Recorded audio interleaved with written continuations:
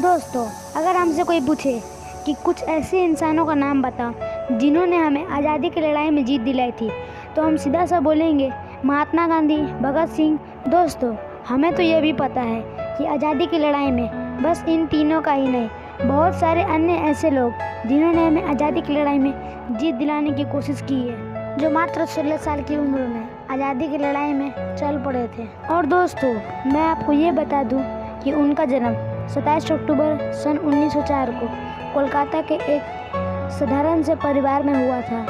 वो बचपन से ही अपने देश की आज़ादी चाहते थे और वो बचपन से ही अनुसंधान सम्मेलन में शामिल हो गए और वो हर एक विदेशी चीज़ का विरोध करते थे। एक बार की बात है, जब वो एक विदेशी कपड़ों की दुकान का विरोध कर रहे थे तो उन्हें पुलिस के द्वारा 6 महीने जेल में बंद कर दिया गया। उनकी जेल की रिहाई होने के बाद वो वापस अपने कॉलेज में चले। कॉलेज में उनकी जीवन में करवट खा ली थी और उनकी मुलाकात उस समय के मशहूर क्रांतिकारी सत्येंद्र नाथ सान्याल से हुई। और सत्येंद्र नाथ सान्याल ने एक एसोसिएशन बनाया, इंडियन रिपब्लिक एसोसिएशन, और इसे बनाने में सबसे बड़ा हाथ जतीन्द्र नाथ दास का था। इस सम्मेलन में बंगाल के कई क्रांतिकारियों को शामिल किया गया और इन सब घटनाओं के बाद उन्होंने कई सारे आंदोलन और क्रांतिकारियों काम में बढ़ चढ़ कर हिस्सा देना शुरू कर दिया। और खुशी की बात ये थी कि उन्होंने बम बनाना भी सीख लिया था। और सन 1925 में काकोरे के चलते उन्हें और उनके क्रांतिकारी साथियों को जेल में डाल दिया गया। उनके साथियों के साथ ऐसा बुरा बर्ताव होने के चलते उन्होंने जेल में भी विरोध करना शुरू कर दिया।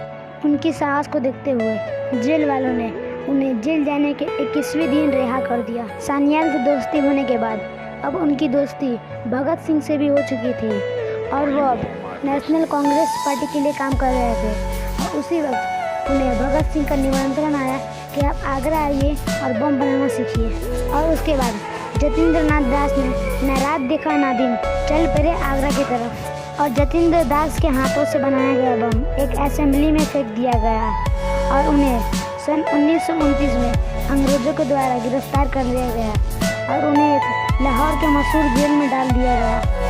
और वापस से जेल में क्रांतिकारियों के साथ बदसलूकी होना शुरू हो गई थी, तो इसलिए उन्होंने मन में यह ठान लिया कि वो वापस से 63 दिनों तक अनशन करेंगे। जेल के कर्मचारियों ने उन्हें खाना खिलाने की बहुत कोशिश की, पर उन्होंने खाने को हाथ तक नहीं लगाया। ऐसा कहा जाता है वो अनशन में सिर्फ पानी पीते थे, पर खाने को हाथ भी नहीं लगाते थे। जैसे उन्हें ये पता चला कि उनके पानी में ताकत की दवाई मिलाकर दी जाती थी, तो उन्होंने पानी पीना भी छोड़ दिया और उनके हालात दिन ब दिन खराब होते गए।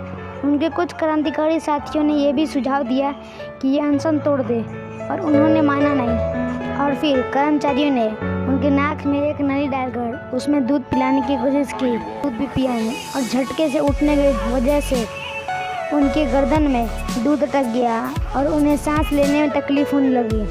और अनशन के 63वें दिन और वो हम सबको अलविदा कहकर चल चुके हैं। तो दोस्तों, आज की इस वीडियो में बस इतना ही।